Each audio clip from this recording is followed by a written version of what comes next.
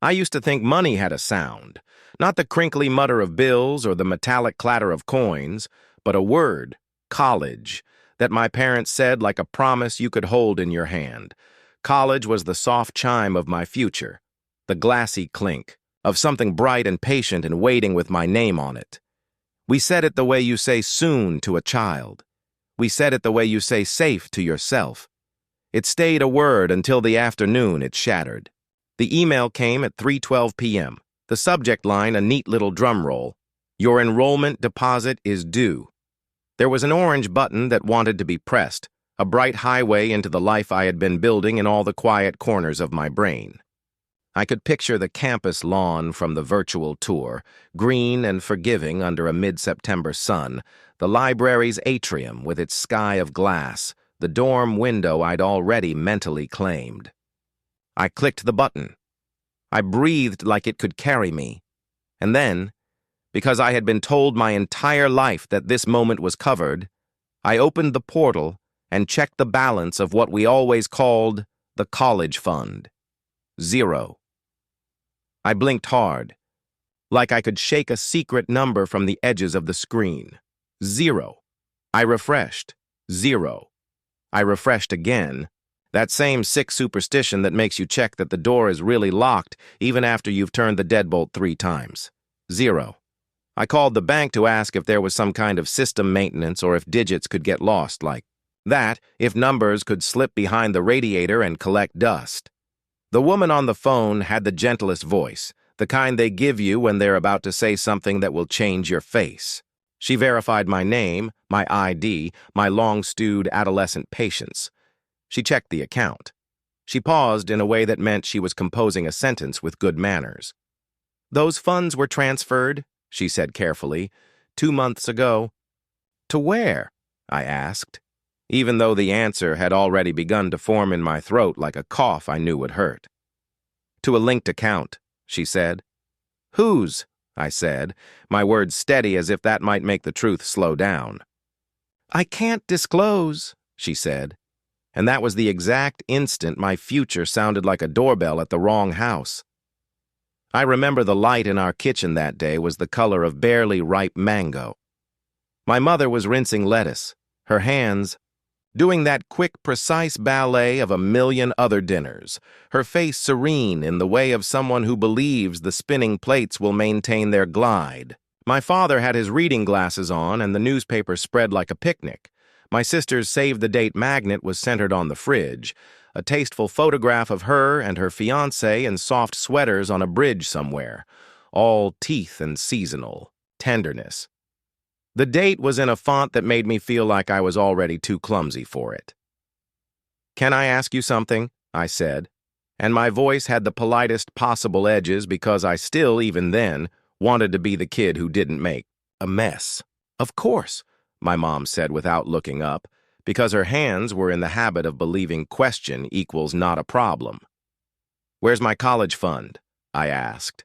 Her fingers stalled in the sink. The water made a tight, bright sound on, say, the leaves. My dad's newspaper stopped rustling. What do you mean?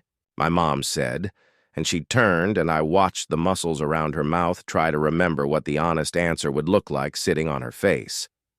The account, I said, and it felt like lifting a pane of glass between us.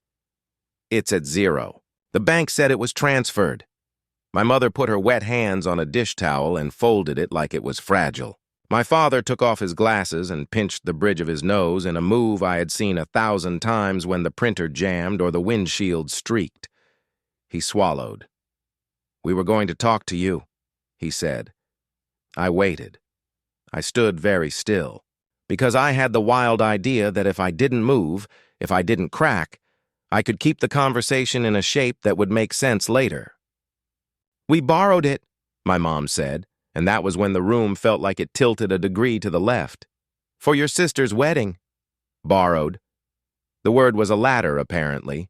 We could climb it out of the hole it created. That was the idea.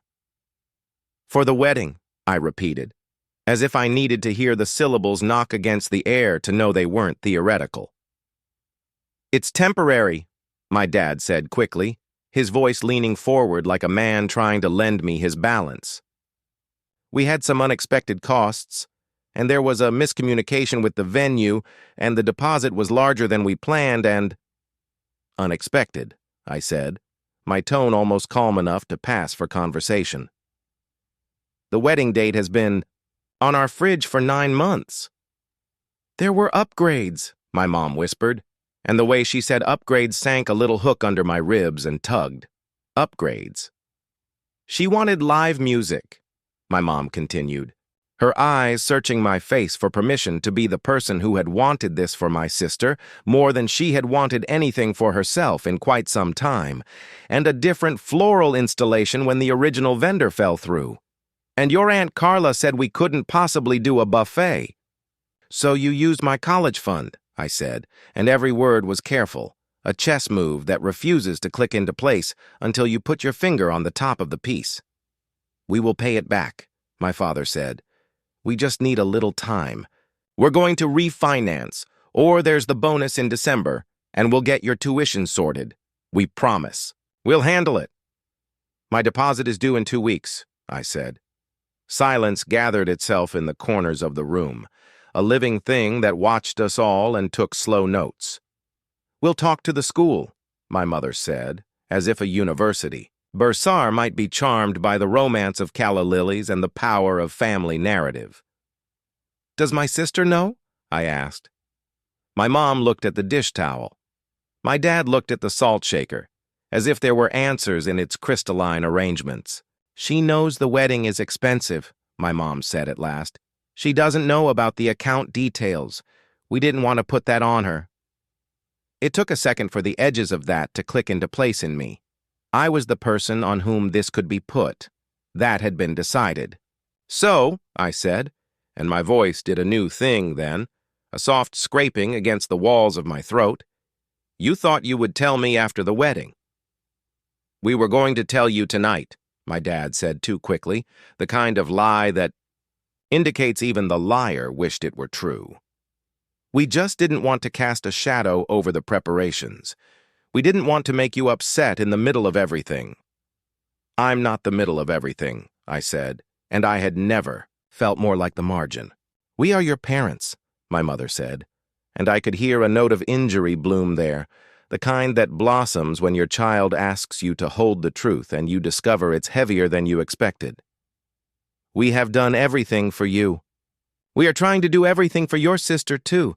She's starting a marriage. We wanted to help her have a good beginning. And I'm starting a life, I said. And there it was, the argument that didn't fit on a Hallmark card. My mother, as if to fill the air with something that made more sense than this, said, "We'll fix it." Then, quieter. "Please don't make this worse." For years, I had pictured a future like a neat line of dominoes waiting to fall in a sentence that spelled out my name. High school to college, to graduation, to work, to a little apartment with plants that didn't die under my care. I hadn't imagined plucking out one cannonball and watching the rest wobble into a shape that was still mine but felt spelled wrong. My sister came over that night to finalize the seating chart. "This is so tiring," she said, dropping onto the couch, like a ballerina whose tutu had been replaced with armor. "But also, it's going to be magical, like a movie." She was glowing. She was a person who had never been asked to choose between wanting and responsibility, a woman whose joy vibrated like a tuning fork and tried to align everything around it. She put her feet on my thighs the way she used to when we were children, when she wanted me to rub her ankles after she danced all afternoon, and I kept the rhythm of her and the house beating together. "I think the band should play a cover of our song," she said. Our song was some relic from a summer when we shared a room and a fan and a string of lights that made the ceiling feel like an event. Can you imagine? It would be a small thing, but it would be so us. "I can imagine many things," I said, and for a second, I hated the person I had become. The person who knew the price of every centerpiece on an invoice she hadn't signed, the person whose brain had been vandalized by logistics where there had been nothing but glitter. "What's wrong?" she asked, because we weren't from a family where things went unsaid. We were from a family where things were named, decorated, and placed on the mantel. Where do you want me to sit? I asked, and it was the most cowardly way to ask a different question. Where do you want me at all? She laughed and handed me a velvet pouch of place cards, the kind with calligraphy that makes you feel as if perhaps you'll be allowed to use the good bathroom in the sky. She rattled off the names of cousins and friends and the significance of each cluster and the politics of an enormous day built of 1,000,000 tiny Polaroids. When she was done, when the plan glittered between us like something we needed to blow. On to keep alive, I said. Did you know they used my college fund? Her feet went still against me. What? She whispered. For the wedding? I said, because saying the word made it clearer that I had not invented the nightmare. No, she said automatically, the way you say no when a tidy version of the world leaps off a ledge and you think maybe your voice can catch it. No, they wouldn't. They wouldn't. They did, I said. They're going to handle it, is the phrase. They will talk to the university, or refinance, or sell a kidney, or summon a wizard. They have not workshopped the details. She pulled her feet away and tucked them under herself, something small collapsing in her posture.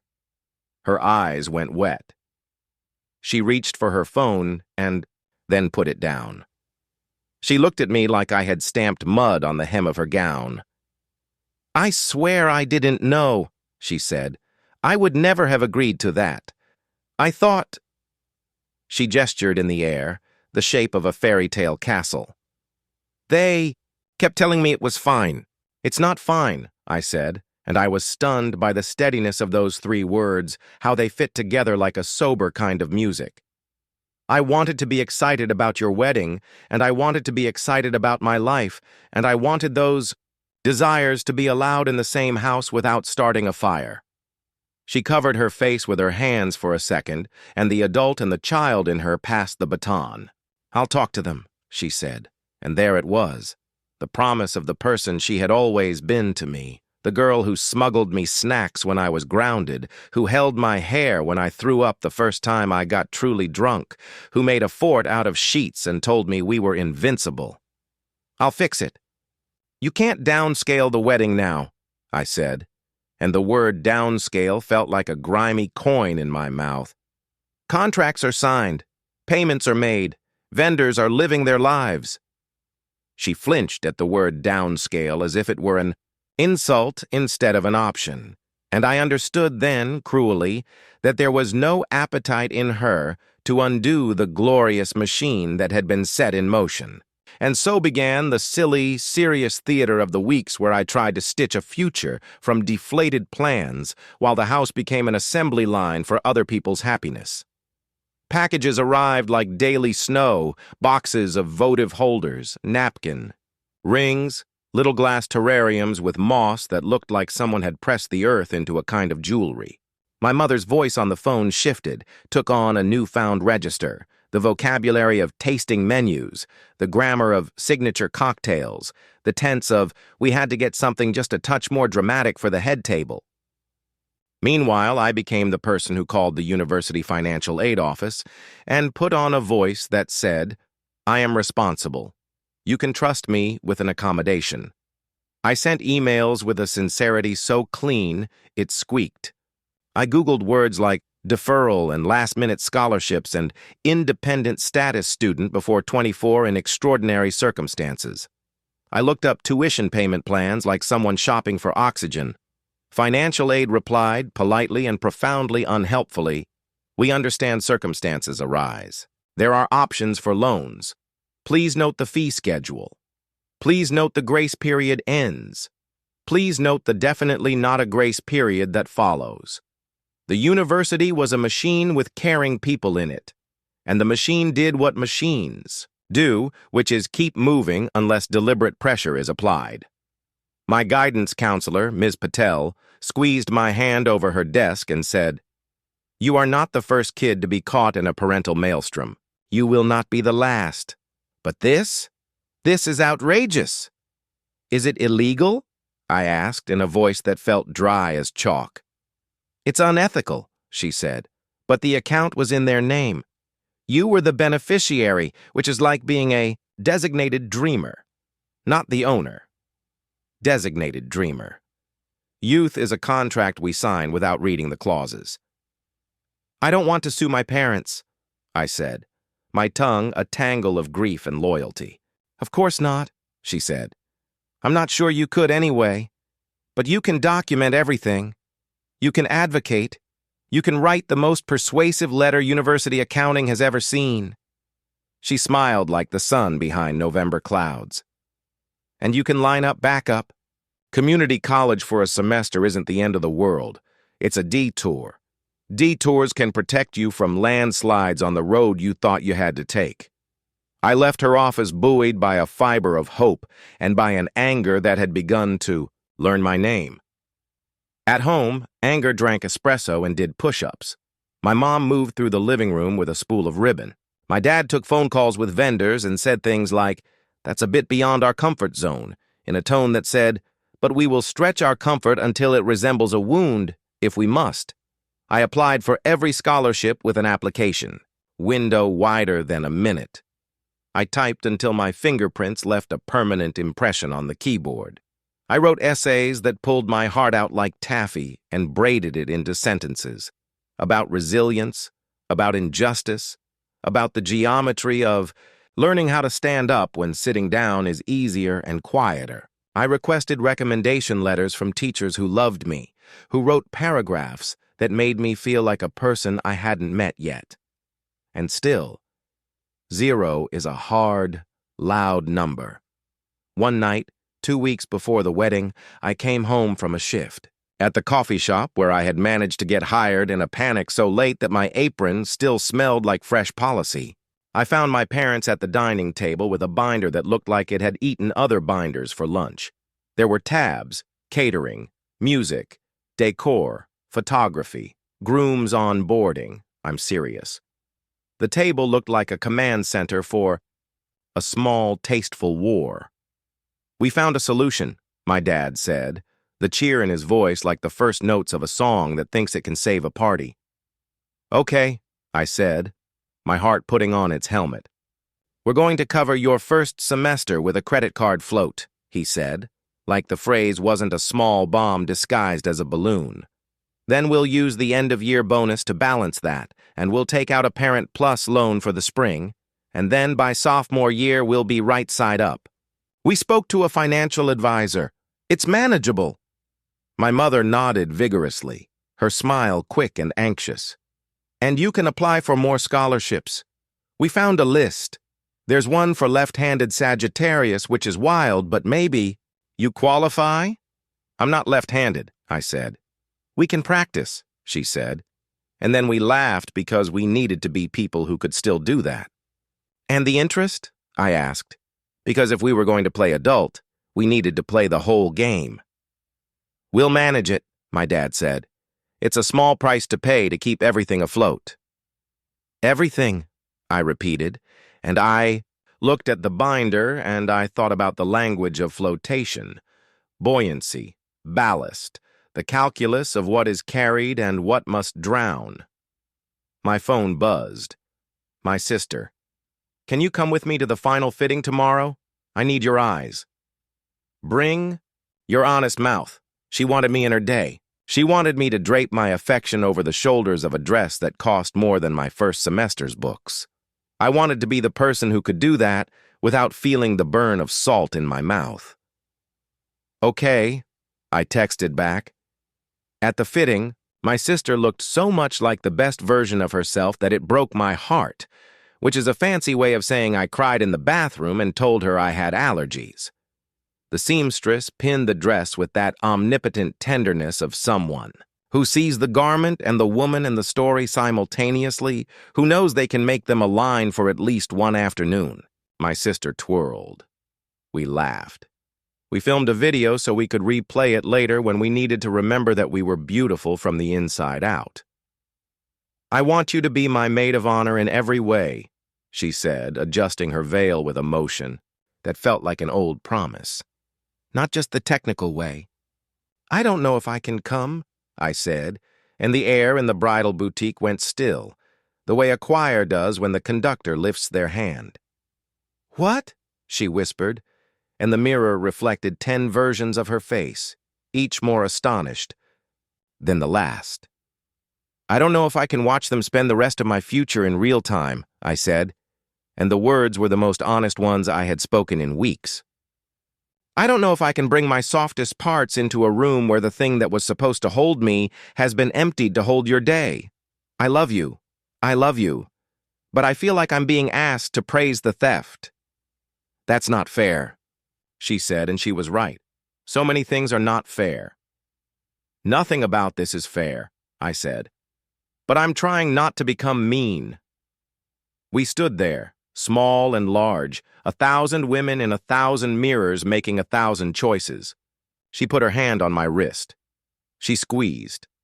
I want you there, she said, and we both knew that want has limits.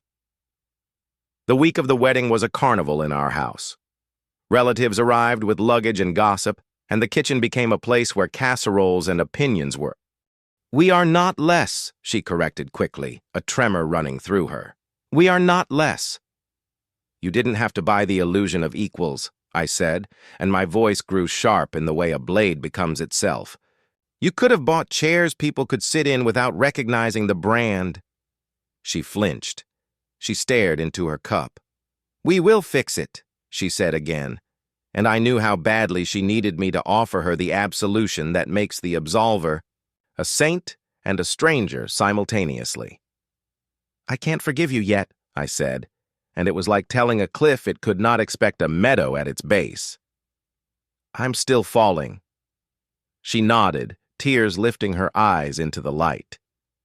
We are asking you to forgive us after the wedding, she said in a rush, and there it was, the schedule of atonement. We will make reparations with our actions. We will pay and pay and pay. But just, please don't ruin this. For her. For us. I'm not the person who ruined this, I said. That person is in your mirror. But I won't ruin her wedding. I will not stand up during the vows and testify. I will not boycott. I will not set a fire in a room full of joy. I will be cautious. And I will be tired. She put her hand on my cheek the way you cradle a bird you are about to set free. The day before the wedding, I got an email from the university.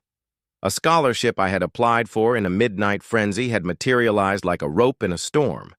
It did not cover everything, but it was a whisper. We see you. It reduced the number of loans I would need to borrow. It took a sliver of pressure from a mother's chest that had become a geography of guilt. It reminded me that not all doors lock. I told my parents at dinner. My dad clapped like a man who finally found his glasses on top of his head. My mom cried with relief. My sister hugged me and tucked her head into my shoulder the way she always had when we were little, and she wanted to make our breathing sink. See? My mom said, grabbing for any narrative that would absolve her. It's all working out. I stared at my plate until my mashed potatoes looked like a map of the moon. This doesn't fix what you did, I said. It just makes the hole a little less deep. On the morning of the wedding, the house became another species. Hairspray made the air glitter. The smell of flowers was like a person. People moved around me smiling the way you do when you hope the energy of your face can make everything behave. I put on my dress. I adjusted my face in the mirror. I stared at my own eyes like a detective. I made a silent deal with myself. Be present without being a prop. Love loudly in the ways that cost you the least. We drove to the venue, which was a refurbished barn that had once held animals and now held opinions. The ceremony space was a picture out of a magazine that I would never buy. Draped fabric, twinkle lights, rows of chairs in crisp lines, florals that looked like someone taught a cloud how to be opulent. The band played a gentle string arrangement of a song that had once meant something else to me. The groom looked cleanly happy. My sister looked like the answer to a question the world hadn't dared to ask in a long time. The ceremony was so beautiful it almost hurt. My sister walked down the aisle, and everyone gasped in the mandated key.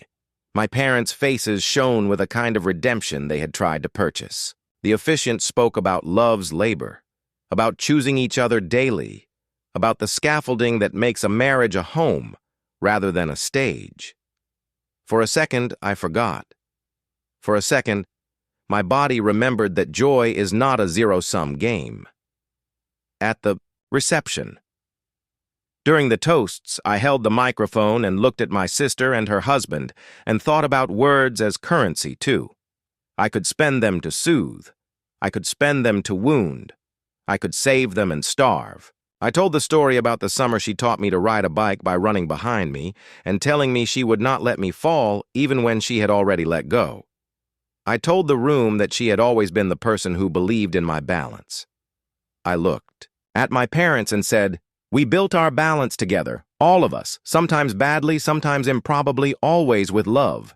And then I sat down before the truth could spill all over the cake. People danced. My sister danced like a woman who had found a song she could live inside. My mother danced with her eyes closed. My father danced like a dad trying not to be a cliché but delighted to fail. There was a moment where my mother found my gaze across the room and put her hands together in a little prayer of apology and hope. I nodded once. I kept breathing. Late that night, when the party sloped into the hour where the edges blur and the lights grow forgiving, my mother sat beside me on a bench outside the venue. It was cool. The night had a softness I hadn't earned. "I know you can't forgive me yet," she said, her voice a clean wound. "I know I don't deserve it, but I need to ask if you will try, for this family to be the kind that doesn't break on impact." "We don't get to be the kind that doesn't break," I said. "We already broke. The question is what you build with the pieces." "We will build repayment," she said, and for the first time, it sounded like a plan, not a prop. "We will sell the boat. We had a boat we used exactly once every 2 summers and a story about how it represented freedom. We will cancel our trip. We will stop all the subscriptions we don't use and the ones we do. We will turn our pride into cash. We will make this right." "What if you can't?" I asked. "Then we will spend the rest of our lives trying," she said. "We will make that a part of who we are, instead of the story we avoid telling." "And what do you need from me?" I asked. Not unkindly. "Patience," she said. "And your engagement with us, and—" She hesitated. "Forgiveness, at some point." "I will try," I said, and it was perhaps the bravest thing I had ever said. "But forgiveness is not a customer service hotline. It's a private room. I don't know when the door opens. I don't know if it opens while the pen is still in your hand." She nodded, and her face did that crumple she saves for me, the one that says, "I love you more than I know what to do with." We went back inside. We had cake. We clapped for the couple leaving under a shower of biodegradable confetti, like we had redeemed ourselves environmentally, if not ethically. I helped my sister hold up her dress so she could pee without drowning in silk. We laughed so hard in the bathroom that the universe forgave us for a minute. I watched her leave in a car full of new vows and expensive flowers, and a future she had chosen, and I wanted it not to be complicated. It was complicated. The next morning, the house was quiet in the way of aftermath. Petals on the floor, a forgotten favor on the counter, my mother's shoes abandoned like 2 sleeping animals, my father at the table with a spreadsheet that looked like an apology translated into numbers. I made coffee and sat down with them. We looked at each other the way survivors do, counting fingers, assessing damage, alive with the knowledge of it. "Here's what we're doing," my dad said, and he laid out a plan. He and my mom had been up before dawn, collecting all the things we could liquidate without burning the house to the ground. The boat, yes. The antique dresser my mother loved, yes. The timeshare, amen. He had already called the bank about a personal loan to consolidate what they'd put on cards for the wedding, so interest wouldn't chew on us like a bored dog. He had already emailed the university, and CC'd me like a man who finally understood you copy everyone who needs to see the truth. And we're going to talk to your aunt and uncle, my mother said, and her voice had a tremor that meant this move would injure her pride. We're going to ask for a temporary family loan, with a contract, with interest if they insist. I nodded. It was something. It was several somethings. It was not yet enough to rebuild the entire bridge they had blown up, but it was proof.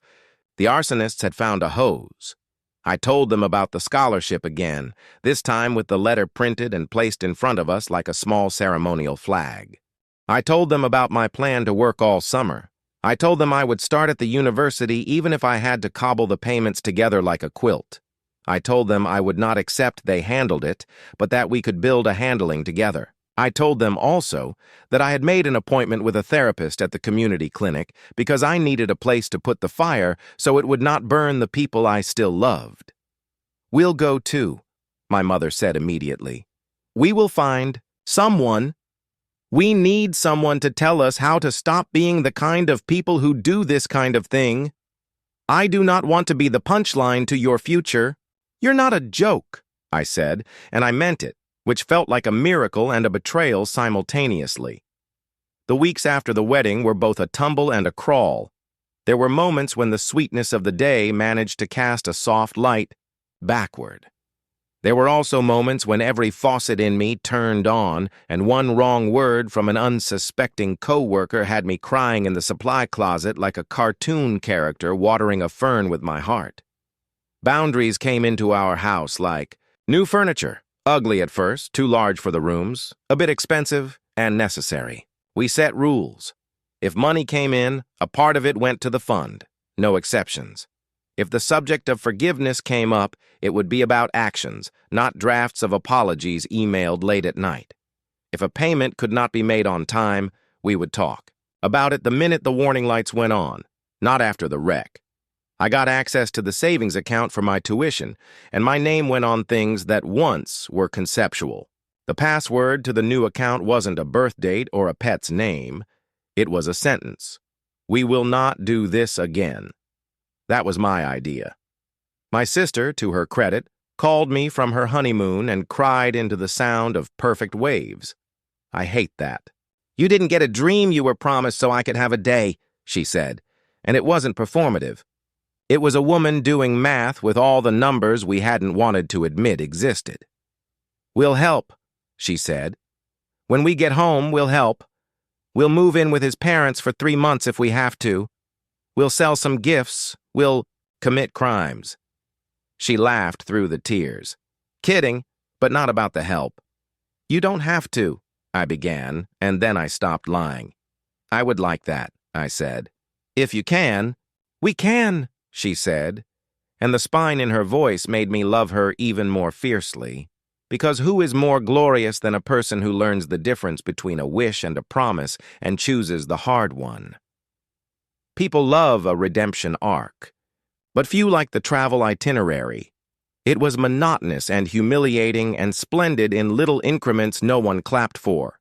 We sold the boat. The buyer was a man who named it Second Chance, which made me believe in a God who winks. We listed furniture. I helped my mother wrap her favorite picture in newspaper like we were tucking a child into bed forever. My father took a second job for a while doing bookkeeping for a friend's auto shop because he was good with numbers even if he'd been bad with this one. My parents canceled cable and learned to stream crossword puzzles instead of prestige dramas. They came home with off-brand cereal. They started making lists. They started making amends like payments. Small, regular, not a show. And me? I started. School in the fall.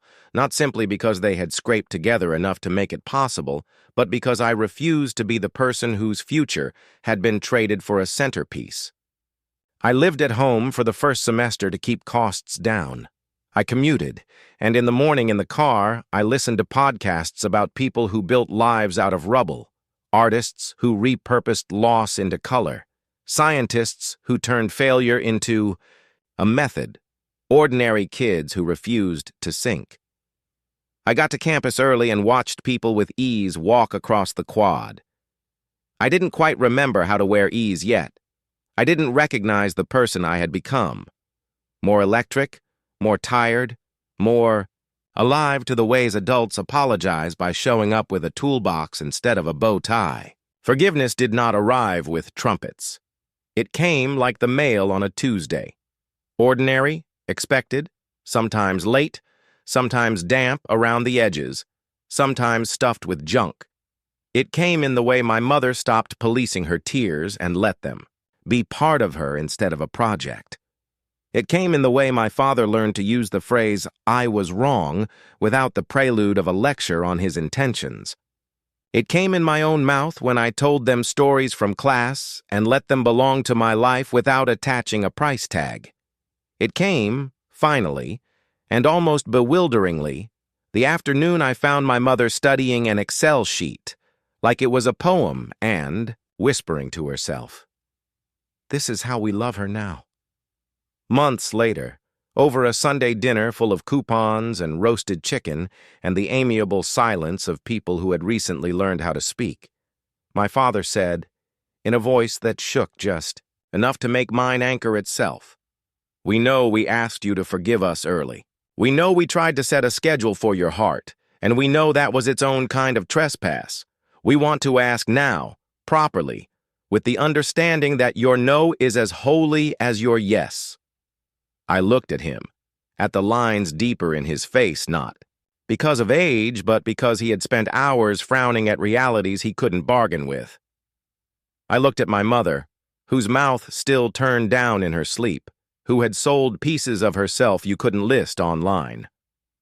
I thought about my sister, who had texted me an electric bill she'd paid for our parents with the note, "interest-free, paid in kindness." "I can forgive you for how you hurt me," I said. "I cannot erase it. I cannot forget the exact sound of the word borrowed in our kitchen. I cannot pretend I didn't learn a different language of us. But I can forgive the people who have since shown up and refused to run from this mess. I can forgive the ones who turned their error into our repair." And then I told them the thing that had been working in me like a quiet lantern. "I will graduate," I said. "I will make something incandescent out of what you tried to dim. I will let you sit in the front row if you keep sitting in the hard chairs now. That's the condition. That's the contract." My mom reached across the table and put her hand on mine. "Deal," she said, and her voice was the closest to joyous I had heard it since the day she told me there was a fund with my name on it like a love note. We signed nothing. We signed everything. In the months that followed, I learned that forgiveness isn't holy water you pour on a wound. It's a bridge you build while the river beneath tries to rename you. It's choosing, again and again, to honor your own bruises without inviting them to MC your life. It's looking at the people who dropped a boulder in your path and saying, "You can carry this with me, or you can move out of the way, but you don't get to stand there wringing your hands and calling that help." Here's what I know now. That money doesn't have a sound, but it does have an echo. It repeats who we are until we change our tone. That saying family is easy. Being family is expensive in the currency of humility. That a wedding can be a radiant thing and also produce a shadow. That a college fund can be a promise and also a test. That the person you are becoming will sometimes step into a room and ask for the truth with a voice even you don't recognize. That the people you love will sometimes bring you their worst decision wrapped like a gift, and you will have to decide how to open it without cutting your hands to ribbons. That forgiveness is not owed like rent. It is given like a breath when your lungs can manage it. That I love my sister as ferociously as the day she made me believe I could ride on 2 wheels. That my parents are capable of both clumsy harm and precise repair. That I am not a victim of their choice. I am a witness who chose to stay and see what we could make of it. And this, because you might need it if your own story smells like smoke. You are allowed to set the terms of your forgiveness. You are allowed to not forgive. You are allowed to revisit the border. You are allowed to be soft without being a doormat. You are allowed to be firm without becoming stone. You are allowed to keep the parts of your love that don't require you to erase yourself. When I picture my graduation day now, it is not a glassy dream. It is a scene with heavy chairs and comfortable shoes, and people who have learned what the word fund really means. It is a photo of my parents holding their program with hands that have learned to count, again, in a new way. It is my sister screaming like a banshee when they call my name, and then crying because she will never stop being herself. It is me walking across a stage that was not purchased with my silence or my compliance, but with a stubborn, ordinary dignity that never needed flowers to look like love. And when my parents ask me, on days when the old guilt tries to sell us the old story, "Do you forgive us?" I say, "Today, yes." Some days I say, "Not yet." More and more, I say, "I already did this morning when I cashed the check that had my name on it and your apology in it, and I bought my books, and I read them, and I imagined a life where I never, ever have to ask my child to forgive me for buying a chandelier with their dream." If you're listening to this because you have a story that bends like mine, here is my last piece of it for now. They spent my college fund on my sister's wedding, and then they expected me to forgive them. I learned to expect more from myself. I learned to expect repair from them. I learned that forgiveness is not a ribbon you cut to open a store. It is a road you walk while someone holds the other end of what you carry. If they refuse to take that end, set it down. Walk. There are other routes. There is still a destination. There is still you. Reply continue if you want the next section with deeper scenes. The bank meeting, the exact scholarship letter, the therapist sessions, and the final confrontation months later when a new request tests our boundaries again.